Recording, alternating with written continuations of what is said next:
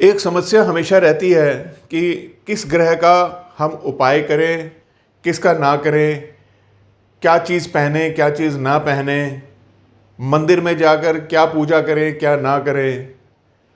और मैं चाहता हूँ कि उपाय में आप मेहनत तो करें, लेकिन कोई एक ऐसा उपाय आपको मैं बता दूँ जो जिसके दुष्प्रभाव भी कोई ना हो और पुण्य का काम भी हो और इसके साथ साथ आसान भी हो आपके लिए करने के लिए। और इसके लिए कोई बहुत ज़रूरी ना हो कि आपको किसी ज्योतिषी के पास भागना पड़े रोज़ रोज़ ये जानने के लिए कि जी अब मेरा कौन सा ग्रह खराब है और अब मेरा कौन सा ग्रह उच्च का है। और इसके अतिरिक्त ऐसा भी होता है कि जिस वक्त आपके पास date of birth, time of birth नहीं होता, फिर कोई दूसरे तरीके से पता लगाया जाता है कि भाई कौन सा ग्रह इस वक्त काम कर रहा है, कौन सा ग्रह इस वक्त आपके लिए नुकसान कर रहा है। इन सब पचड़ों में पड़ने के बजाय मैं आपको एक बड़ा सिंपल सा उपाय दे रहा हूँ। अगर आप इसे नियमित रूप से करते रहते हैं तो मैंने ये देखा है, मैंने जिससे भी ये करवाया है और ख़ुद भी किया है, इसके मुझे बहुत अच्छे परिणाम मिलते हैं। नमस्कार, मैं एस्ट्रो केवल आज आपके लिए सभी ग्रहों को ऐसा कर देने के लिए कि वो आपको शुभ फल दें एक उपाय लेकर आया हूँ। उम्मीद करता हूँ आप इसे नियमित रूप से करेंगे। देखिए, आपने क्या करना है कि आपने थोड़ी सी गेहूँ लेनी है, थोड़े से चावल। अब ये थोड़ा थोड़ा जो है ना, ये मेरे को लगता है कि ज़रा आपको कंफ्यूज करेगा, तो मैं आपको वैसे बता देता हूँ। आप 1 किलो गेहूं ले आइए या 1 किलो दलिया ले आइए, जो भी आपको सहूलियत हो। 1 किलो ले लीजिए आप चावल, कैसा भी चावल हो, टूटा चावल हो, बिल्कुल छोटा सा चावल हो, वो भी चलेगा। 1 किलो आप लाल रंग की मसर की दाल ले आइए। 1 किलो आप मूंग साबुत, हरी वाली साबुत वाली वो ले आइए। 1 किलो चने की दाल ले आइए और 1 किलो आप ले आइए बाजरा या जौ। बेहतर रहेगा कि आप दोनों ही ले आइए। और 1 किलो माह साबुत काली उड़द ये ले आइए। ठीक है, अब ये उपाय शुरू कैसे करना है? इस उपाय को आप शनिवार को शुरू कर लीजिए, चाहे आप इसे इतवार को शुरू कर लीजिए। देखिए, पहले 7 दिन ये नियमित रूप से करना है। उसके बाद में आपको मैं बताऊंगा कि आपने आगे इसको कैसे करना है, क्योंकि पहले 7 दिन जो आपने उपाय करना है वही इस उपाय की एक समझ लीजिए फाउंडेशन हो जाएगी, नींव हो जाएगी या प्लेटफॉर्म हो जाएगा। अब आपने क्या करना है कि कुछ सिक्के, पैसों के कुछ सिक्के, जैसे 5 का सिक्का हो जाए या 10 का सिक्का हो जाए, ये भी आप रख लीजिए। अब जैसे आपने इतवार को ये शुरू किया या सोमवार को शुरू किया मान लिया, तो सोमवार को आप थोड़े से एक कटोरी उसमें से, या ऐसा कर लीजिए कि ये 1 किलो जो है इसमें से आप इसके 7 हिस्से बना लीजिए। जितने भी अनाज आप लाए हैं वो 7 हिस्सों में बराबर बराबर बांट लीजिए। कटोरी से नाप लीजिए या किसी भी चीज़ से नाप लीजिए। ठीक है जी। अब सोमवार को आपने इन 7 जो अनाज हैं, यानी चावल हो गया, मसर हो गई, मूंग हो गई, चने की दाल हो गई, बाजरा हो गया, जौ हो गया, ये सारी चीज़ें जो हैं आपने, उड़द साबुत हो गई काली वाली, ये सारे के सारे आपने सातों के सातों अनाज जो हैं वो आपने ले लेना है। इनको अलग अलग थैली में डाल के रख लीजिए। और सुबह सुबह आप ऐसी जगह जाइए जहाँ बहुत पक्षी आते हैं। 7 आप सिक्के भी ले लीजिए। एक सिक्का रखिए, उस पर आप सबसे पहले चावल डालिए। वो डालिए जिस दिन आप शुरू कर रहे हैं। मान लिया आपने इतवार को शुरू करा है तो आप गेहूँ रखिए, नहीं तो सोमवार से शुरू कर रहे हैं तो आप उस पर पहले सिक्के पर रखिए चावल, दूसरे पे रखिए आप मसर, लाल वाली जो है, तीसरे पे रखिए आप मूंग साबुत, ठीक है जी। और चौथे पे रखिए चने की दाल। और पांचवे पे रखिए आप बाजरा। छठे पे रखिए आप जौ। और सातवें पे आप रखिए काली मसर की दाल। ये सातों के सातों पहले दिन आपने ऐसे रखने हैं। बेहतर होगा कि आप इसे 7 के अंक बनाकर ही रखें।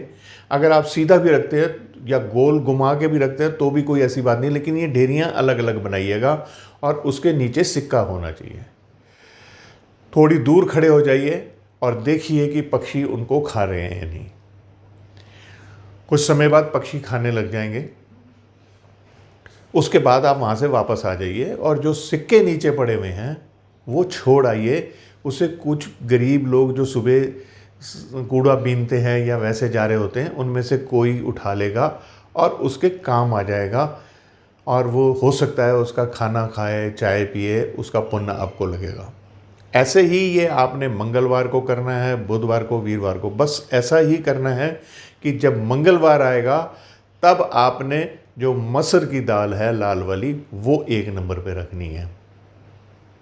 बुधवार को मूंग की दाल 1 नंबर पे, ऐसे ही वो उसके पीछे चलते चले, यानी मंगलवार को लास्ट नंबर पे फिर चावल आ जाएंगे। तो इस तरीके से आप इसे करते रहिए। अब ये जैसे करेंगे तो 7 दिन पूरे हो जाएंगे। जब आपके, और 7 दिन आपने सिक्के नीचे रखने हैं। और ये काम सुबह सुबह कर ले जिस वक्त पक्षी बहुत ज़्यादा आते हैं, और ऐसी जगह पर कीजिए जहाँ पर बहुत पक्षी आते हों। और जितनी देर आप उनको खाते देखेंगे, आनंद लेंगे, वो और अच्छा बात होगा। ये नहीं है कि रखा और काम पूरा किया और वापस आ गए।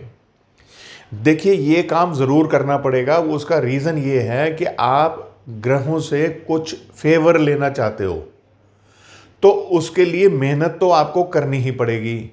मैं कोई बहुत महंगा उपाय नहीं बता रहा हूँ कि आप ये नग पहन लीजिए, वो नग पहन लीजिए और लाखों रुपए खर्च कर दीजिए। ये देखिए, इसके दोहरा फ़ायदा है। एक तो आपके ग्रह इससे प्रसन्न होते हैं, और दूसरी बात ये है कि हमारे पौराणिक ग्रंथों में भी ये लिखा गया है कि पक्षियों को दाना और पानी देना एक बहुत पुण्य का काम होता है, और उससे बरकत बढ़ती है, धन बढ़ता है, घर में खुशियाँ आती हैं उससे। और इसके लिए तो कई धार्मिक ग्रंथों में भी कथाएं हैं। मैं उन कथाओं में नहीं जाना चाहता।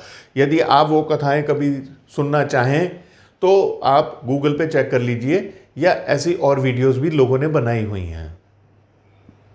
अब आपके ये 7 दिन हो गए पूरे।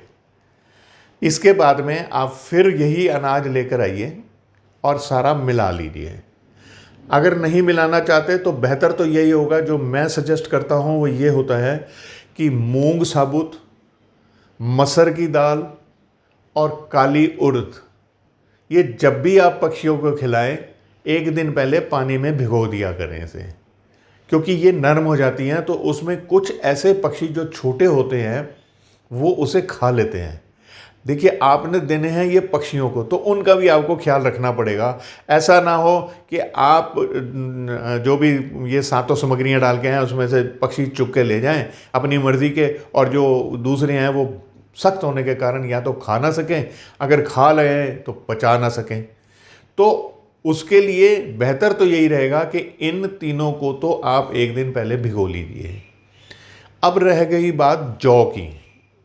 जौ को हमेशा दूध में भिगोना चाहिए। उतना ही दूध डालिए इसमें कि वो उसमें समा जाए। बहुत सारे दूध में ना डालें। अगर बाई चांस दूध बच जाता है तो उस दूध को आप किसी पेड़ को, पौधे को या गमले में डाल दीजिए। कोई वहम की ज़रूरत नहीं है। होगा क्या इससे कि पक्षी खा लेंगे। मेरा ध्यान इस चीज़ पर ज़्यादा है कि आप जो उपाय कर रहे हैं वो पूरी तरह से लगे। इसलिए मेरी एक एक बात को बहुत ध्यान से सुन लीजिए आप। अब जब ये 7 दिन पूरे हो जाएं, उसके बाद में आप अगर ये पूरे के पूरे अनाज आपस में मिला सकते हैं तो मिला लीजिए। नहीं मिला सकते, अलग अलग ले जाना चाहते हैं, अलग अलग ले जाइए, क्योंकि कुछ भी करने भी पड़ेंगे आपको। इनको रोज़ाना सुबह कहीं पे भी, चाहे अपनी घर की छत पर, चाहे आप घर के पास, फिर कोई ऐसी बंदिश नहीं है कि ऐसी जगह जाइए जहाँ बहुत पक्षी आते हैं। फिर आप इसे नियमित रूप से डालना शुरू कर दीजिए। एक बात का ख्याल रखिए कि आप इनके लिए पानी ज़रूर साथ में रखें। और दूसरी बात यह है कि यदि आप अपने घर की छत पर पक्षियों के लिए कुछ दाने डालते हैं तो इस बात को पूरी तरह से गांठ बांध लीजिए, पूरी तरह से याद कर लीजिए। वो कहते हैं ना, बोल्ड लेटर में लिख लीजिए, अपने दिमाग में अंडरलाइन भी कर लीजिए कि जब भी छत पर आपने पक्षियों को दाने डालना है, चाहे कोई भी दाना डालना है, तो बाद में पक्षियों के खाने के बाद में वो जगह साफ़ हो जानी चाहिए। अगर वो जगह आपने गंदी छोड़ दी, अगर वो जगह पर उनकी बीठ वगैरह पड़ी रह गई, तो आप अपना भला करते करते अपना नुकसान भी करोगे। तो इसलिए वो छत बिल्कुल साफ़ होनी चाहिए जहाँ आप डालें। देखिए, आपने लेना है फ़ायदा। मैं दूसरी बार आपको ये इसी वीडियो में कह रहा हूँ कि आपने लेना है फ़ायदा, थोड़ी सी कुर्बानी करनी होगी। हाँ, अब बात आती है ये कि मान लिया आपने बाहर कहीं जाना है, या किसी दिन ऑफिस जाने की जल्दी, या काम पे जाने की जल्दी, या देर से उठे आप नहीं कर पाए, तो कोई वहम नहीं है इस चीज़ का। अगले दिन वो दोबारा कर लीजिए। ऐसा भी आप कर सकते हैं कि जो मैंने आपको क्रम बताया है चावल से, वो क्रम से आप वैसे देना शुरू कर दीजिए। ज़रूरी नहीं है कि सातों दानों को मिक्स करें। आप सोमवार को चावल दे दीजिए, मंगलवार को मसर दे दीजिए, बुधवार को आप मूंग दे दीजिए। ऐसा भी आप कर सकते हैं, ये आपके ऊपर है सारा का सारा। आइडिया ये है कि पूरे हफ्ते के अंदर पक्षियों को सभी ग्रहों का दाना मिल जाए। मुझे बहुत ज़्यादा अच्छे रिज़ल्ट्स मिले हुए हैं इसके, और मैंने इसी क्रम से करवाए हुए हैं, और मैं खुद भी आज तक कर रहा हूं, और इसके मुझे बहुत अच्छे रिज़ल्ट्स मिलते हैं। उम्मीद करूंगा आपको मेरी ये वीडियो पसंद आई है। कोई क्वेश्चन आपके मन में उठे, कोई दुविधा आपके मन में उठे, तो आप मुझसे ज़रूर कमेंट में पूछ लीजिएगा, मैं उसका रिप्लाई करूंगा। ये वीडियो पसंद आई है तो आप इसे लाइक कर दीजिए, और जितने से ज़्यादा लोग आप जानते हैं उनको फॉरवर्ड ज़रूर कर दीजिए, क्योंकि दूसरों का भला करने से भी अपना भला होता है। और मेरे चैनल को सब्सक्राइब तो ज़रूर कर दीजिए अगर नहीं किया हुआ, क्योंकि बस आपके सब्सक्रिप्शन आते हैं ना, जब मैं बढ़ते हुए देखता हूँ तो मुझे बड़ा प्रोत्साहन मिलता है, और मैं मन करता है कि मैं आपको नई उपाय लाकर देता रहूँ, या कोई समस्याएं हैं उनके बारे में आपसे बात करता रहूँ। करेंगे ना?